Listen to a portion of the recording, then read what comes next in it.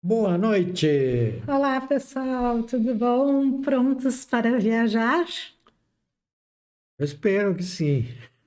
Vamos dar uma boa noite especial aí para a Sheila, para o Dagoberto e para a Johnny e para o Paulo, nossos queridos membros que já estão a postos. Muito obrigada, pessoal.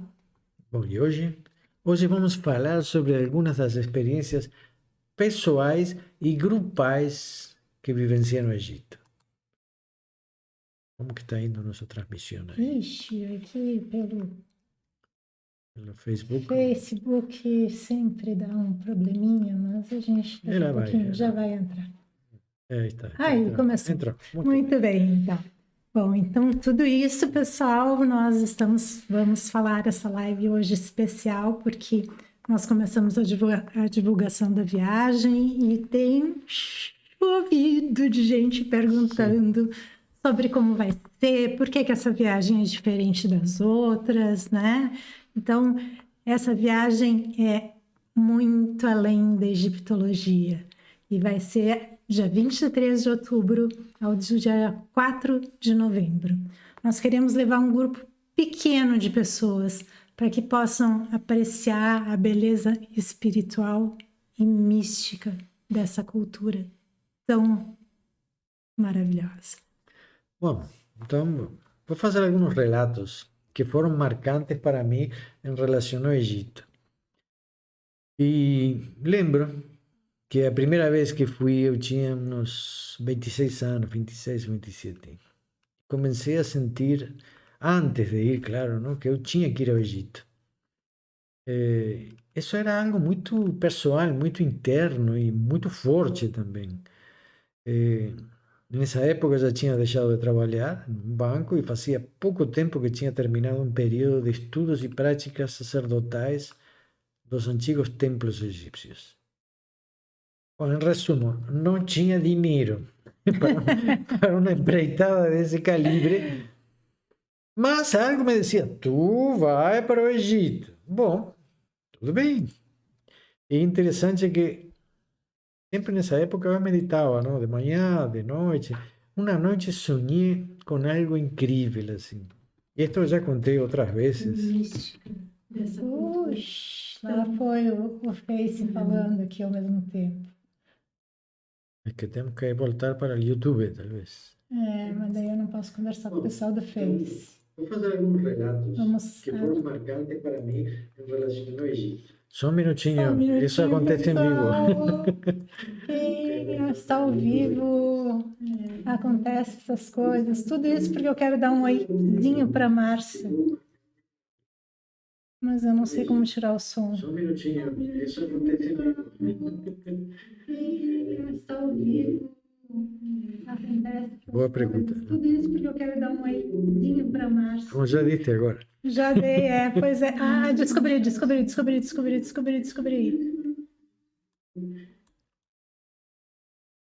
Tá? Muito bem. Muito Já bem. aprendiste algo novo. Muito bem. Todo dia a gente aprende alguma coisa nova, pessoal. Não, mas temos que voltar às nossas imagens aí. Certo. Vamos lá, vamos em frente. Bom, muito bem. Como eu disse, ainda estamos aí no som. Assim. Muito bem. Eu acho que tu não quer que eu conte esse sonho. Eu não sei se tu dei contar. Né? Bom, foi um sonho incrível, tá? Tá? Em realidade, nesse sonho vi uma espécie de escaravelho dourado passando por cima assim, das pirâmides, da esfinge. Pero era una nave, una cosa enorme, volando por cima de todas las pirámides y embaixo tinha um número escrito, 17.495. Anotem aí, pessoal, quem sabe? Já foi bom para mim, esse número sabe? foi bom para mim. E fui atrás dele, porque em realidade naquela época tinha loteria, não? E fui a procurar na agência lotérica onde que esse número estava, na central, e aí tive que ir até uma cidade no interior do Uruguai, e quando cheguei à lotérica tinha só 2 bilhetes. 2. Mas ganhei minha viagem ao Egito. Tá? E eu sabia que era para isso, era para isso, entendeu? O dinheiro veio junto para isso. E digamos assim, graças a isso não só fui ao Egito, pude visitar quase todos os museus egípcios na Europa, exceto o Museu Egípcio De de Torino. Torino, que visitei depois e realmente é imperdível, lindo, tá? quem Realmente puder, vale a pena. Meu Deus, que museu fantástico. Claro que ainda falta visitar o Metropolitan. Isso nós temos que nos ir. aguardem. Então, quando procuramos Egito, devemos entender que este país foi depenado, tá? Por centenas de anos. Então, sua cultura real está dispersa, sua cultura, objetos, textos escritos, Fora o que monumentos, foi destruído, né? também o que foi destruído, não? Existem muitas coisas que um dia vou falar sobre, inclusive as múmias que tiraram do Egito para transformá-las em um pó de remédio, que se chamava o pó de múmia. Bom, vocês não podem imaginar como foi depenado o Egito de todas as maneiras que possam acreditar. Então, fui a visitar os museus e depois fui para o Egito. Tu foste para os museus antes. Sim, claro, fui a ver a Europa primeiro. E depois, quando viajei de Grécia para o Egito, é um choque, não? Porque são 2 mundos absolutamente diferenciados. Completamente diferentes. Sim, tu sai da Europa para ir para a África, não? Então é um choque enorme. Recomendo fazer o inverso, tá? Bom, resumindo, cheguei, tá? Cheguei no Egito. Naquela época eu era muito jovem e não queria gastar dinheiro, então estava naquela história de mochila, não? Mochileiro, e ia para o Youth Hostel, tá? Que eu acho que ainda existem. E essa ideia de dividir o quarto e o banheiro e na cozinha com outros jovens, outras pessoas do mundo inteiro, era uma ideia muito boa, mas quando eu cheguei, me lembro de abrir a porta do Youth Hostel, assim, abri a porta e saiu uma fumaça, fumaça. Tu olhava para dentro e não se veia nada, era uma fumaça de maconha. Bom, a gente de uma, normal. de uma inspirada. E eu acho que entrei em estado alterado de consciência. E nesse momento fiquei fora da realidade. Mas não dava para olhar quase, era impressionante. Bom, aí, claro que toda a minha fantasia de entrar num lugar tranquilo, sereno, não era, não era comigo. Meu sacerdote, nessa época, estava em outra onda. Aí encontrei um rapaz, um egípcio, que viu, não? Viu o choque que eu tive e me levou a um hotel bem barato, não? Na rua Adli Street, que é a única rua que tem uma sinagoga, a única sinagoga que tem no Cairo. Era um hotel 3 estrelas, tá? Mas, claro que tinha um banho privativo, tinha café da manhã, e o dono, chamava Habib, era muito amigo. Habib, querido, muito amigo. E me salvou muitas vezes dessa inocência que eu tinha, tá? Porque ele me dava as dicas de o que fazer e como comprar as passagens e aonde ir e como ir. Habib era uma pessoa assim, como se fosse É que os árabes te recibem meio que em família, assim, eles têm uma responsabilidade com aquelas pessoas que eles hospedam, entendeu? Então, nesse nível de hotel, não tinha o luxo de outros hotéis, mas tinha esse clima de família, de amizade, de segurança, que era muito importante. Habib antes de eu voltar, me ensinou como poderia fazer para voltar novamente ao Egito quando eu quisesse, Opa, tá? conta para nós. Bom, estou indo. Estou indo. Será que eu conto? Poxa, Bom, tá todo mundo querendo ir viajar, não, né? isso aí, eu acho que são coisas importantes. Primeiro, sonhar e lembrar dos sonhos, Sim. tá? Que é fundamental. Mas eu tenho certeza que quem tem que ir ao Egito, vai surgir um negócio, vai surgir algo que o dinheiro vai vir, porque as pessoas sentem quando é a hora. E isso é Uhum. uma coisa do cá, da alma, da energia, de um reencontro no tempo. Então, o que o Habib me ensinou? Que naquela época o preço do ouro era igual ao preço da prata. Estou falando Deixa pra lá. uns 50, não sei, quase mais de 45 anos para trás, mais ou menos. Naquela época, também ele conhecia um artesão que tinha uma espécie de empresa que ele fazia objetos móveis. A mobília egípcia era toda com incrustações de prata e marfim, bom, coisas que agora não se usam mais, não se poderiam fazer. Então, ele me disse, se tu compras prata em teu país, tu la trazes aqui e tu fazes a troca de 1 quilo de ouro, 1 quilo de prata. Bom, isso sim Bem que era um bom interessante, negócio. né? Tu vê, ainda hoje, o preço do ouro no Egito é o preço mais barato do mundo. Sério? Sim.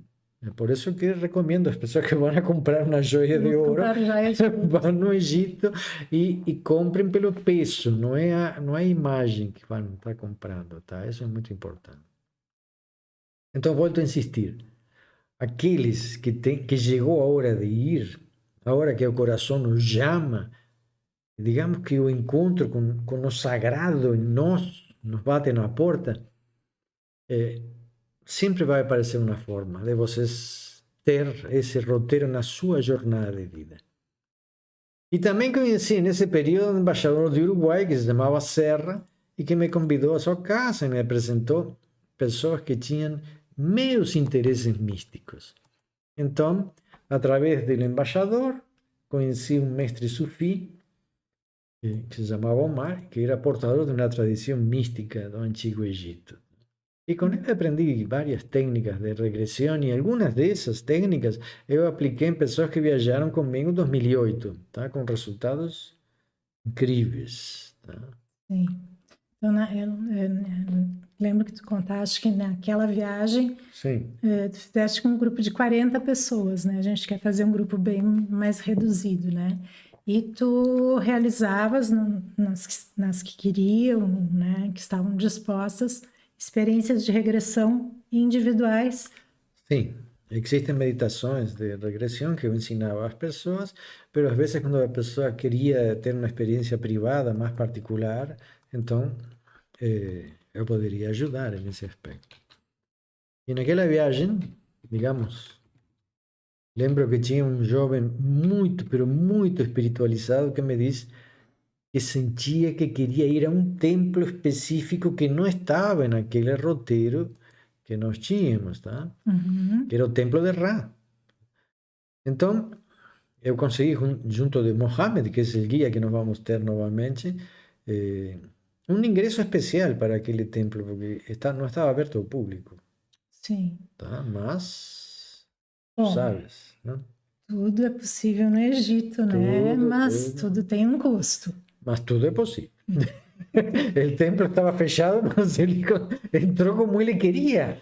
Ele queria entrar sozinho no templo, que ninguém perturbasse o que ele sentia que tinha que fazer naquele lugar.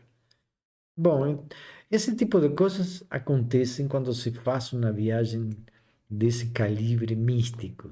Uhum. E a noite anterior a ele ir, ele então me solicitou uma regressão e ficamos 1 hora e meia aplicando a técnica daquele mestre sufi, Omar, que tinha ensinado como que se fazia uma regressão dentro de um estilo egípcio antigo. Tá? Então, digamos que depois de um tempo da prática, ele conseguiu entrar em transe e depois me comentou, digamos, a experiência que teve enquanto eu estava orientando esse processo, tá? Digamos que vou contar uma parte, não posso contar tudo porque é uma experiência pessoal dele e eu não quero deixar todo isso exposto. Sim. Ele se viu subindo uma rampa, tá?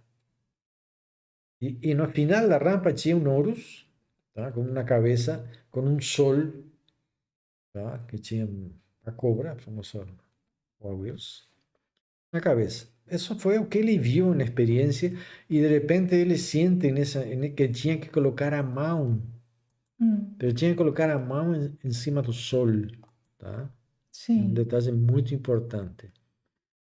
E quando fazia isso, na própria experiência, ele teve uma, digamos, uma revelação, tá?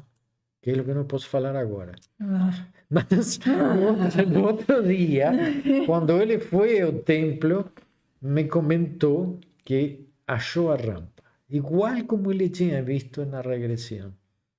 E exatamente no mesmo lugar que ele tinha, claro, na cabeça dele. E achou Horus e o Sol e repetiu exatamente o que ele tinha visto na regressão. E ele conseguiu entender por que estava aí, tá? E isso é o que eu posso dizer sobre o que ele falou, tá? Mas, está, comentou algumas coisas sobre a experiência, mas a maioria das vezes, quando se faz uma experiência de regressão, em realidade, eu tenho percepções junto com a pessoa, da mesma coisa que ele está vendo, tá? Sim. Então, eu não vou dizer o que ele viu, mas eu posso dizer o que eu vi, porque isso não está, não estou preservando ele igual. Posso dizer que ficou claro para mim, porque eu via ele vestido de outra maneira nessa experiência, enquanto ele subia a rampa, que ele era um sacerdote do antigo templo de Ra, e que estava retornando, digamos assim, e fechando o círculo de encarnações na Terra. Interessante. Temos que ver, só para dar uma ideia, este jovem tinha poderes fantásticos. Por exemplo, quando andava na rua de noite, onde tinha luzes ligadas, que podían ser de casas ou esos postes, as luzes se apagavam. E quando ele passava, se religavam sozinhas. Tá? Só para ter uma ideia do nível de energia que esse jovem tinha. E é claro que todos nós temos ciclos de encarnação, mas geralmente quando chega o fim do ciclo, é aí que somos chamados. Ou quando tem que reformular algo, então a alma de aqueles que passou por Egito são chamadas. A Sheila está dizendo que ela acredita que, estando num lugar místico como esse, nós conseguimos ver as nossas vidas passadas nesse lugar. Sim, isso não, que nós estamos tentando colocar isso agora, que entendam que a experiência mística é um elemento fundamental nessa viagem. Ela vai surgir de muitas formas. Tá?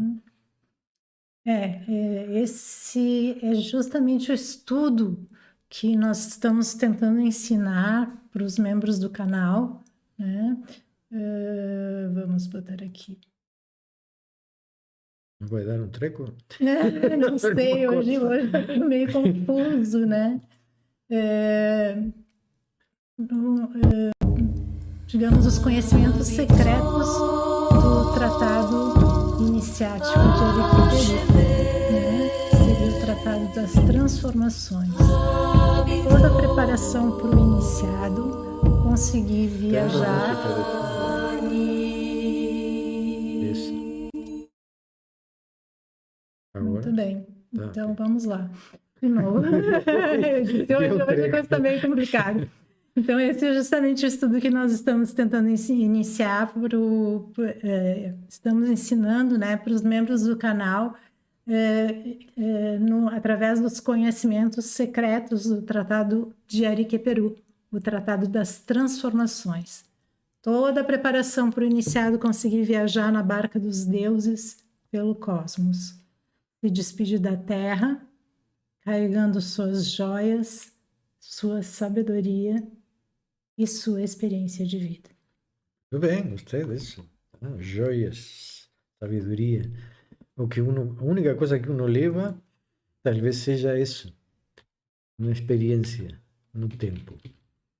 Tem uma experiência minha que eu nunca contei, tá? Essa é assim, novinha, recém saída do forno. Quando, digamos, me preparei dentro do período sacerdotal, dentro das práticas místicas dos antigos templos egípcios, tive um contato espiritual com um alto sacerdote do templo de Ra, que se chamava Amura. E os que leram meu livro, A Filha de Isis, que eu recomendo, porque são coisas que vocês vão perceber lá, eu cito este sacerdote. Nossa querida Lumet. Lumet, a filha de Isis. Eu cito este sacerdote porque ele foi marcante em toda a formação de meu processo espiritual e ele trabalhou muito comigo o processo de terapias, tá? Isso inclui acupuntura egípcia, alquimia, terapia das mãos, que podem encontrar em la Amazon Kindle, alguns textos que eu escrevi sobre esses temas, tá? Ele me ensinou muitos métodos de cura que foram extremamente importantes e que foram testados durante anos. Então, enquanto trabalhei com essas curas místicas, ele foi sempre presente. Mas na época que fiz minha viagem, fazia uns 4 anos que não sentia mais ele. Mas um dia no Egito me despertei com a ideia de visitar novamente o Museu Egípcio, que era digamos assim, um local de visita normal, porque eu ia tomar um cafezinho para o Museu Egípcio, tá? Mas sabia que tinha que entrar, porque tinha algo que não tinha visto. Em realidade, como tinha, não? Agora talvez depenaram um pouco ele, não? Mas numa época era uma quantidade enorme de informações, então tinha que passar semanas dentro do museu para tu ter uma visão de tudo o que se tem. Sim. E algo parecia que me chamava, tá? Então esse dia foi meio especial.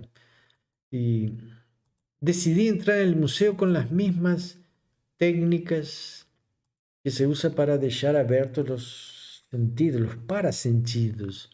E digamos que essa abertura exige estimular a percepção da consciência e para isso é importante, digamos, essa experiência de doutrina templária que eu já tinha feito, tá? No caso do museu, eu vestia umas meias brancas que eu tinha, que eu usava também para os templos, e me condicionei a entrar na mesma forma que fazemos quando entramos nos locais sagrados, que acho que é algo diferenciado, tá? Como que está andando aí?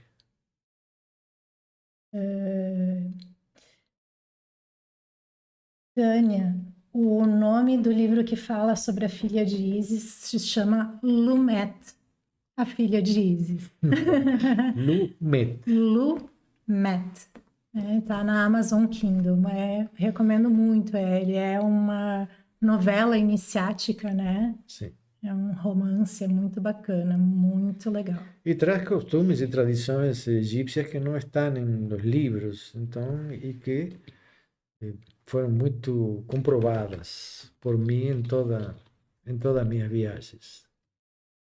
Então, algumas pessoas podem perguntar: como seria essa entrada nos templos, digamos, para que fiquemos abertos e sejamos bem-vindos à casa dos deuses? Sim, não é entrar assim, como se estivesse entrando... Entrando em casa, sim. Não em casa, na casa mas do tipo, vecino, num bar, numa lancheria. São lugares diferenciados, tá? Não são um monte de pedras. Não, é a com casa certeza dos não. deuses. Mas eu decidi entrar no museu dessa maneira diferenciada também. Então, o ideal seria ter calçados específicos quando se entra nesses locais sagrados, é decir, um tipo de sandália, algo que só se use para isso, que fique limpo, puro para esse lugar. As meias brancas também para mim eram importantes, porque é uma forma de mostrar respeito, que vem de tradições hebraicas, e em alguns lugares até podemos entrar descalços, tá?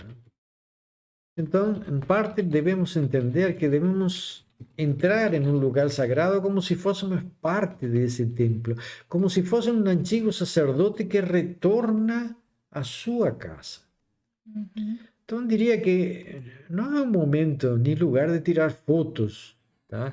É um reencontro com o sagrado. Deixamos as fotos para depois, tá? Vocês saem do templo, depois, se querem, entram de novo para tirar fotos. Mas primeiro é o espaço para a grande saudade que a alma sente.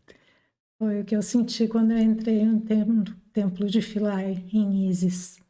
No templo Templo de de Isis, Isis, em em Philae. Philae. Ao contrário. Isso. A Vera estava falando aí que ela fica até apreensiva com o que ela vai sentir, Bom, mas puedes eu... sentir coisas em outros templos também. Teve gente Sim, comigo que chorava amargamente no Templo de Horus, entendeu? eu em Então, Philae eu comecei a chorar, uma, uma emoção, assim, como se tivesse voltado para casa depois de muito e muito, muito tempo. é uma saudade que a alma sente. Isso é importante. E era uma coisa que eu não conseguia conter, né? Não, é Não incontrolável. não dava para Não é conter. uma emoção de llanto de dor. Não, É nem de uma, tristeza, nem de emoção por estar vendo um lugar bonito, não é nada. Eu nunca tinha sentido nada parecido em lugar nenhum.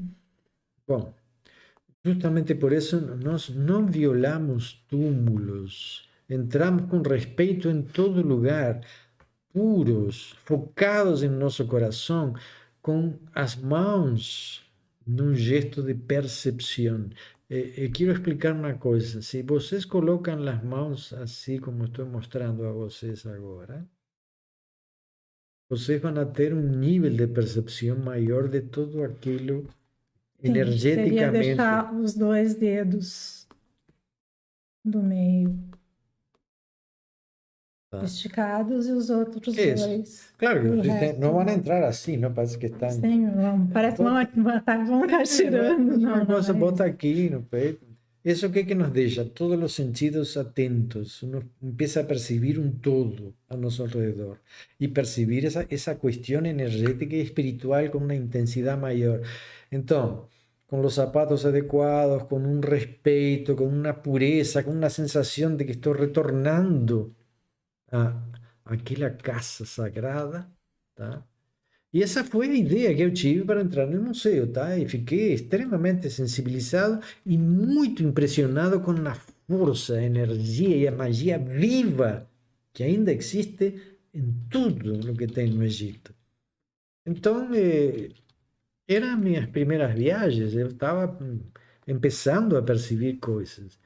Cada peça, cada texto, cada múmia, parece que cobra vida quando vocês entram com esse respeito e com essa sensibilidade. Mas, em um momento, eu estava olhando umas múmias que tinha de mulheres e sentia a presença de Amura, que fazia anos que eu não sentia. Como sendo uma presença, o ar fica rarefeito, parece que liquidificado, fica denso, não sente um aroma e um cheiro. E isso a mente identifica com aquele personagem, tá? Que estava atrás de mim. Então, eu sabia que tinha que olhar para ele. E senti que tinha que olhar para trás. E quando eu olhei para trás, tinha uma estátua de um casal egípcio, tá? Quando eu olhei bem para eles, senti a voz de Amura que me disse: esse homem fez parte de tua jornada. Aí fiquei, ¿no? Digo, este que está aí sentado de piedra, será que fui eu?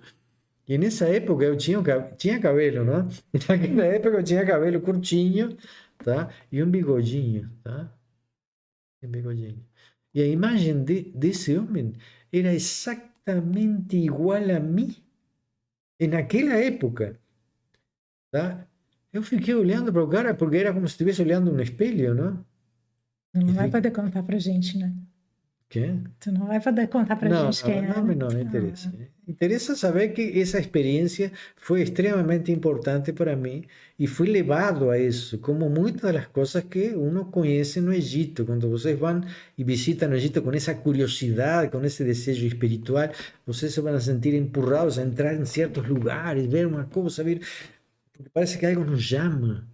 Eu li, o cara, me aproximei dele. O cara, não, olha aqui. O cara era um cara interessante, tá?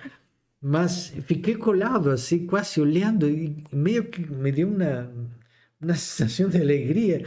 E de repente tem uma pessoa do lado. How are they similar, eh? E, sim, yes. O cara tirou foto também, porque o cabelinho Te curtinho, achou bigodinho. parecido com... Sim, me achou muito parecido com o cara. E a mulher que estava representada ao lado da figura, tá, era igual a uma pretendente que eu tinha tido uns 3 anos atrás. Uma relação que tinha durado pouco, tá, mas marcou porque eu cometi muitos erros nessa relação. Então, nunca esqueci dos erros, justamente para tentar não repeti-los. E agora, nesse momento, eu estava olhando no espelho meu. Y toda una historia de vida que aos poucos comencé a relembrar y a decorrer, digamos así, dentro de esa historia en los años siguientes. Na historia escrita sobre ese personaje tem pouca coisa, tá? Mas, como uno fue haciendo meditaciones de regresión y eso, fui encontrando otras respuestas que fueron importantes, como parte de un ciclo de existencia, ¿tá? Porque as pessoas têm uma ideia, nascimento, vida e morte, e acabou. E os místicos têm uma ideia, nascimento, vida e vida. E mais vida. E mais vida. Temos De uma forma... temos uma ideia de diferente. existência, tá? Que não é só no planeta Terra, uma existência que continua no cosmos. E aí, tá? Nesse momento me lembrei da velha história de Helen Smith, que foi a filha de Edward Smith, um egiptólogo inglês que se suicidou depois de encontrar a tumba de Bhattacara, a sacerdotisa Bhattacara. Por quê? Bom, isso já é uma história complicada, mas eu vou explicar assim rapidamente. Edward Smith encontrou, digamos assim, um túmulo em Alexandria, que descobriu que era a tumba de Bhattacara. Só que quando foi a ver o túmulo e abriu e viu o sarcófago, ele teve a ideia que alguém tinha visto antes, porque a imagem que estava desenhada, e isso estamos falando de sarcófagos da época helena, quando se desenhava o rosto, a imagem que tinha o sarcófago era o rosto da filha. Exatamente igual ao rosto da filha. Nossa. E esse egiptólogo ficou muito confuso, primeiro porque achou que alguém tinha entrado antes e feito a brincadeira com ele, entendeu? Sim. Depois que viu que isso não era assim, ele pirou. Ficou perturbado. Ficou extremamente perturbado e se suicidou. Tá? Em realidade foi uma tragédia, porque ele se suicidou engolindo uma cobra. Tá? Credo. Foi uma coisa que a pessoa pirou. Entendeu? Então é algo que fica na história, não está na história da internet, não la vão encontrar ali. Tá? Mas os mestres sabem essa história e alguns textos em inglês falam dele. Então é interessante porque anos depois levei uma discípula a um estado de regressão com aquelas técnicas de Omar e descobri que ela tinha sido filha de Catarina de Médici. E era hoje que era uma professora. Mas no trance de regressão, ela começou a falar em francês, uma língua que ela não conhecia, a cantar, a se movimentar, e depois, fazendo perguntas, ela se identificou como Margot, a filha de Catarina de Médici, que era Margarida de Valois, que depois foi já conhecida como a rainha Margot, tá? E tem um retrato, isso, eu falo das coisas e ela sempre que eu comento, vou falar disso, ela já vai atrás das coisas e aparecem, tá? Então, é interessante porque eu, naquela época que estava fazendo essa regressão, estou falando de uns 25 anos atrás, eu tinha um dicionário de mulheres célebres que era um legado de minha mãe, não? Que ela gostava desse dicionário muito. Eu ia procurar Margot, quem que será Margot? Quando vejo a imagem, essa imagem, Era igual. era igual a jovem que eu tinha levado nesse estado de regressão. Que loucura. Puxa, o que está acontecendo? Eu não vou comer uma cobra, não era a minha intenção, mas eu estava vendo em primeira mão aquela história. E tu nunca conseguiu mostrar isso para ela depois? Claro que mostrei, Mostrou? sim, o dicionário estava ali, né? Porque minha mãe morava aqui nessa época, durante um tempo. Não, digo para moça que fez a regressão. Sim, claro, ela viu. E não só viu, sino que estudou toda a vida de Margot. E o que acontece? Eu também não sou a mesma pessoa que vi no museu. Uhum. Ela também não era a rainha, filha de Catarina de Médici. Mas o que nós vemos nesse processo? Porque tua pergunta é interessante. Que os problemas que Margot tinha, ela tinha. Os problemas que Margot não resolveu em sua vida, em sua história, ela estava repetindo em sua história, em sua vida. Então, a ideia A ideia é que se tu tem um prego que te machucou em outra vida, esse prego continua nesta. Se tu não resolves teus problemas em uma existência, tuas neuroses, vamos dizer, passam para outra existência. E tu vai repetir o mesmo problema que vai gerar a mesma neurose. Não sei se estás entendendo o processo. Sim, entendi. Então, isso é muito profundo, tá? Em umas aulas que nós falamos de destino, eu toquei esse tema.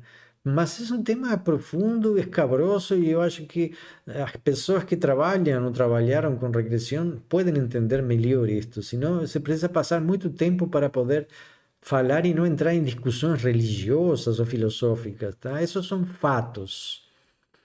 E a ideia de que podemos dizer que o corpo se repite, nossa imagem se repite, como se fosse um clone nosso, tá? Uhum. Não estou falando em cada encarnação isso acontece. Este tipo de fenômeno surge por períodos.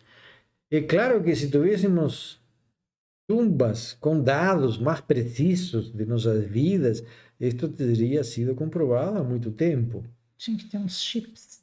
Não, hoje, de repente, tu tem tudo na internet, não? Sim. A imagem das pessoas vai ficar quanto tempo? Sei lá, daqui a 5.000 anos não vai existir mais internet. Será? Pero as mas imagens outra coisa, né? E todos os dados que tem na internet, eu acho que vão estar aí em algum lugar. Então, muitas coisas vão estar mais visíveis. Então, digamos assim, este é um tema profundo. E eu diria que vemos, a parte dos problemas psicológicos que se repitem. No posso dizer que o que se repite é só a imagem. A imagem se repite cada certo ciclo de tempo. Uhum. Algumas tradições que eu estudei no Egito nos dizem cada 1000 anos se repite. Outras diziam cada 2200 anos se repite. Outras diziam cada 3000 anos se repite. Uma Raquel, um Jorge. Mas eu vi que esses números não estão bem claros, tá? Porque se tu vai ver Catarina Margot é no ano 1500, 1600. Uhum. Então estamos falando de poucos anos. Sim, e se repite uma imagem. O que é interessante é ver a problemática, como ela volta e como ela se gera de igual maneira. Os problemas que Margot teve com a mãe, raiva, rebeldia por as coisas que a mãe fez, que foram loucuras enormes, quase mata toda a família do marido dela. Toda uma trama assim, uma trama maquiavélica. Ela, claro que ela ficou rebelde, ficou uma mulher totalmente diferente de lo que era formada dentro do palácio, não? E para que era que serviam para fazer? Porque teve, se não me equivoco, 6 ou 7 filhos a Catarina de Médici. Acho que teve 2 ou 3 filhos e 4 filhas, uma coisa assim, era um monte de filhos, não? Então tinham, bom, tu sabes o que é o reinado, não? As rainhas hoje, a rainha da Inglaterra, como vivem e o protocolo.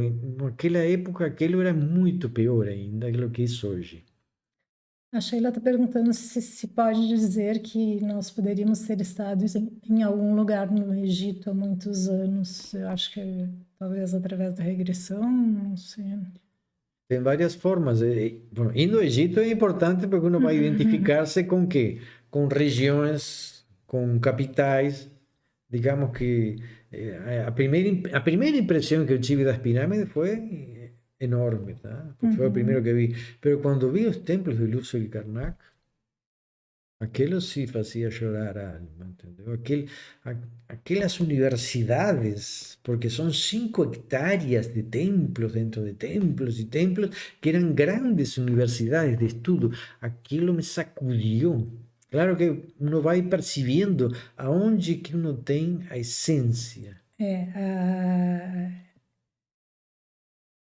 Tem aqui comentário, né, que esses lugares devem ser de fortes energias, né,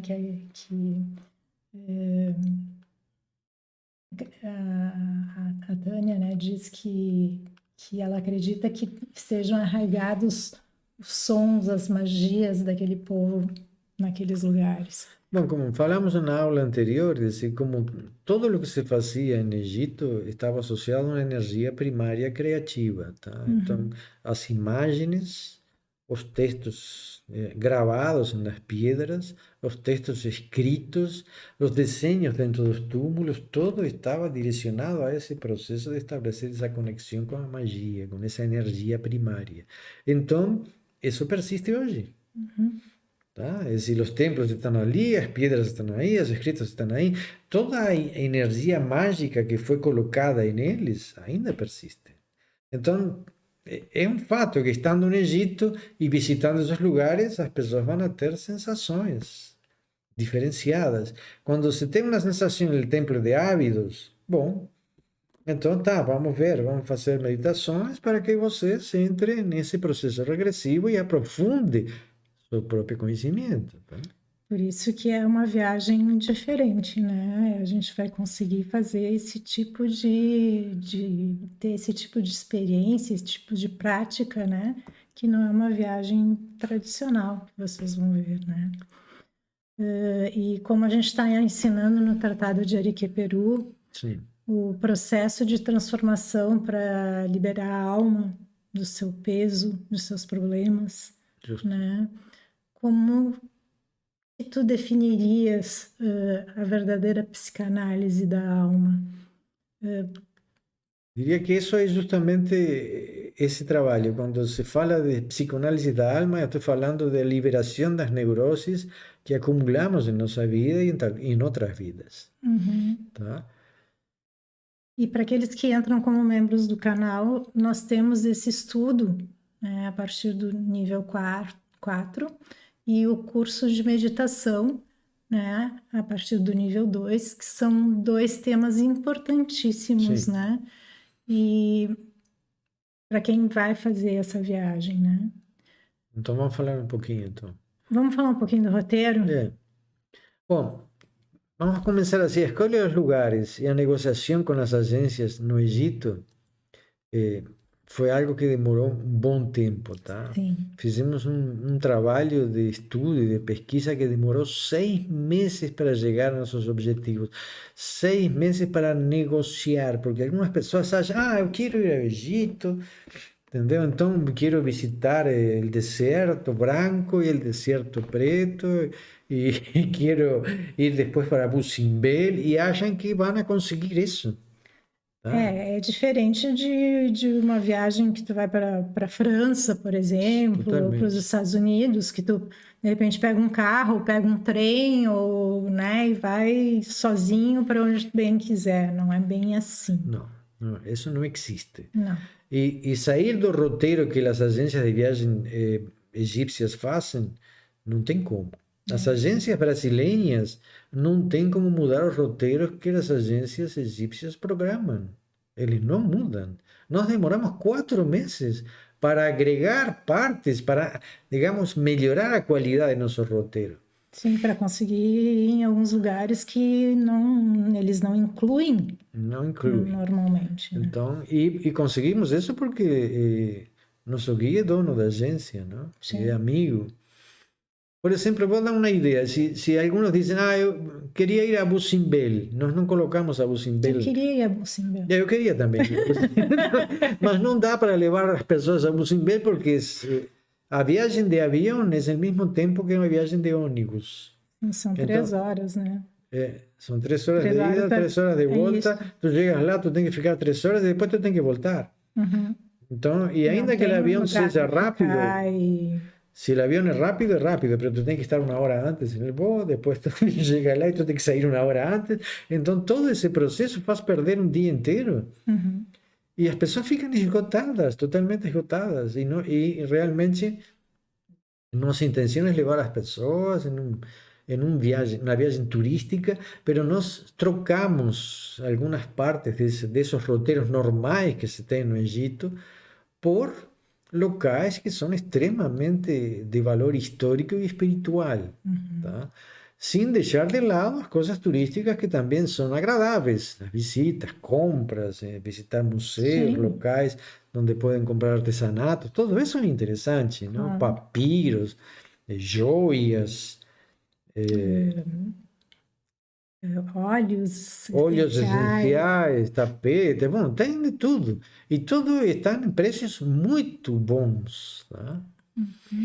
Então, eu acho que nosso roteiro foi muito bem feito. São anos que eu estou viajando ao Egito e escolhi o melhor do melhor.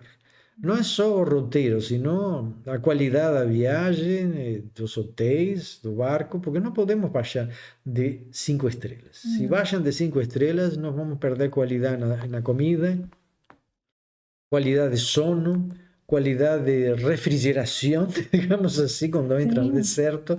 Então, as coisas têm que ser feitas assim. E nosso preço ficou muito abaixo de qualquer que tenha esse padrão e muito acima de lo que oferecem nas viagens que fazem aqui.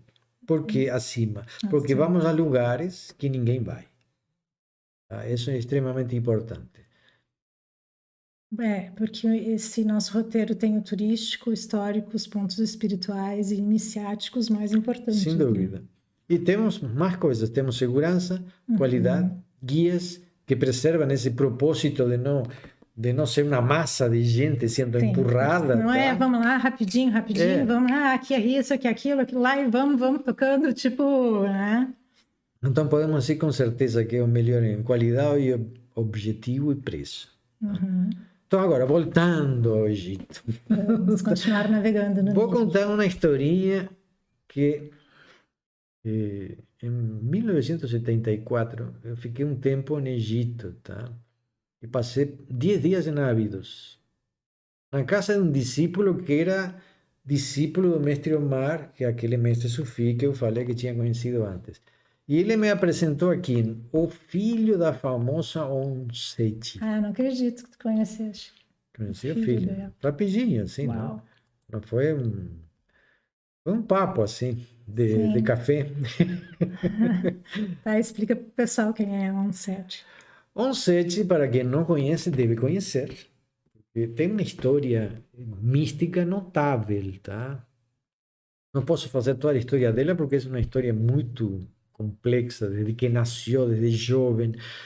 Se não me equivoco, quando ele era muito criança, com 4 ou 7 anos, ela teve um acidente, caiu na escada. Aí deram ela por morta, colocaram num quarto, ficou ali durante horas.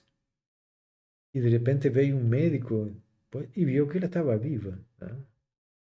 Bom, e a partir disso ela começou a ter experiências místicas, a olhar um livro de história, abrir e dizer, bom, aqui é o lugar que eu morei. Ah, que esta cidade se chamava tanto, ir assim, assim. Começou a fazer descrições, ao ponto de quando ela cresceu, ela foi para o British Museum estudar e estudou com Wallis Budge. Estudou jeroglíficos, se aprofundou no conhecimento da egiptologia, porque para ela era algo que ela já conhecia. Foi uma mulher que foi ao Egito, sozinha, decidió un día largar todo, se fue para Egipto y comenzó a trabajar. Fue la primera mujer que trabajó para el Museo del Cairo y de Antigüedades Egipcias.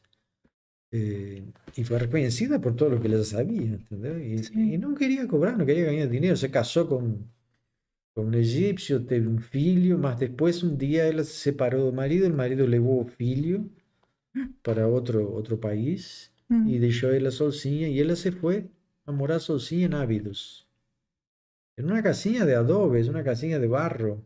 ¿Ah? Y claro que el Museo Egipcio, digamos así, dieron un dinerinho para ella se sustentar, pero ella, ¿qué fez? Ella fue a reconstruir el templo de Ábidos. Ella todas las mañanas se aproximaba, hacía sus ofrendas, hacía sus oraciones en egipcio antiguo, y ella se consideraba una encarnación de una antigua sacerdotisa que se llamaba Bentreshit. Só que, gracias a eso, digamos así, ella consiguió percibir en el lugar que ella estaba, como ella estaba trabajando ahí, haciendo los rituales que ella sentía que tenía que hacer, ella empezó a percibir todo o templo de Ábidos. Y si no fuese por ella, ese templo hoy no estaría siendo reconstruido, porque ella llegó a decir, bueno, aquí en este lugar era un jardín. Aí os caras iam, escavavam e encontravam as raízes das árvores que ela tinha detalhado antes. hum. Así como ella también descubrió el lugar secreto que está en el templo de Ábidos, el lugar más secreto en el cual está escrito aonde está oculto o olho de Horus. Todo eso fue Dorothy, fue Onsechi, como fue llamada, Amai de Sechi. Claro que ela dio a entender que cuando joven sacerdotisa ela teve un caso con o faraón Seti I. Y ela o veía, o sentia, se aparecia para ele, ele comentava coisas sobre Atlântida, sobre histórias do Antigo Egito. Bom, ela fez um diário no qual deixou muitas descobertas e fenômenos sobre o Antigo Egito. Tá? Assim como uma das coisas mais importantes, que isso sim fui a ver com o filho, Hum. el pozo sagrado que ela encontrou en el Osirión. El Osirión es el templo que está detrás del templo de Sechi, que es un templo antiquísimo que ninguém consigue datarlo y que podemos decir que fue feito há más de 10.000 años. No mínimo. No mínimo, tá? No mínimo. Então, nesse lugar, ela encontrou um lugar, porque ela um dia sentiu que tinha que ir hasta esse lugar, que era um lugar onde tinham tirado uma placa inferior e onde tem uma água. E essa água nesse lugar é limpa. Y ella tenía un problema de visión, no veía nada casi. Entonces lavó a cara con esa agua y a partir de eso nunca más usó óculos. ¿Ah? A partir de eso, una amiga de ella que visitó, la llevó y también tuve esa lavagen, y era una mujer que no tenía visión en un olho, y ella comenzó a ver de ese olho que no veía. A partir de eso, bueno, varias personas fueron y junto con ella, y ella hacía sus lavagens y curó enfermedades incurables, curó cáncer, etcétera, ¿no? Es decir, entonces, era una mujer excepcional. Cuando yo llegué a Egipto, una vez, digamos, yo achei que ia encontrar con ella, mas não deu porque já tinha falecido, ¿no? Y o filho fue en esa época para qué? Para colectar todo el diario de ella, todos los textos escritos que estaban en la casa de ella, eso, pertences de ella. Y yo acho que después se le fez una especie de pequeño museo, que Uhum. yo nunca vi, pero donde están las cosas de ella, los objetos y los textos escritos que ella dejó. Porque ela escrevia tudo. O que ela veía, sentia, a relação com o faraó, as coisas que surgiam. Nossa, super interessante. Então, esta mulher teve a graça de perceber sua encarnação e retornar ao templo onde tinha sido adotada, tá? Então, eu acho que isso deu a ela esse aumento de percepção. Eu acho que ela se libertou, porque fechou o círculo. Así como aquel joven que fue conosco en aquella viaje, él fechó el círculo de encarnaciones. Voltar al comienzo, al lugar de donde partieron. el retorno al templo de Ra. Completó un ciclo de existências e volta ao cosmos. Muitas das pessoas que me consultam ou que me seguem têm a ver com o Egito. Eu diria que 95% das pessoas que se consultam comigo passaram pelo Egito. El otro 5% tal vez tenga algo a ver con la India, a ver con otras culturas, pero la mayoría pasó por Egipto. Entonces, ¿tem alguma pergunta, alguma coisa que queiram fazer? Sei, acho que tá todo mundo assim, de queixo caído. Tu vê a Seti como ela viveu, acho que uns 80 anos, mais ou menos. Tá? Murió no ano 82. No ano 82 ela faleceu e eu acho que... Não me lembro bem da data de nascimento dela. Ve que cuando joven era muy bonita y después el corpicho de ella se fue secando, se fue descuidando y realmente vivía en una forma precaria. Sim. Mas ella vivió coherente con lo que ella achava que ella era y voltó a ser aquella sacerdotisa de aquel templo. Lo faltou Seti, ¿no? Eso é outra coisa. Muito bem. Bom, então, se não temos perguntas, nos vemos em Egito? Nos vemos. Não, vamos nos ver antes. É. Pessoal que vai viajar com a gente, nós vamos ter alguns encontros virtuais antes, né? Sim. Para conversar, falar mais sobre falar sobre a viagem que vamos fazer, os locais, os roteiros, as coisas que podem experimentar, como se preparar para essas vivências. Isso. Então, pessoal, quem tiver interesse ainda não souber como contatar, vai ter todos os contatos ali na descrição do vídeo, né? E vocês podem entrar em contato com a gente também pelo WhatsApp. Qualquer dúvida que tenham, né? E não percam tempo, porque são só 20 lugares, pessoal. Vamos fazer essa viagem aí com muito sentimento, com muito coração, com muita alma, né? Vamos levar nossas almas de volta lá para o Egito, que elas... É uma família que está voltando ao Egito, essa é a ideia. Então, meus amores, tchau, tchau. Até semana que vem. Até.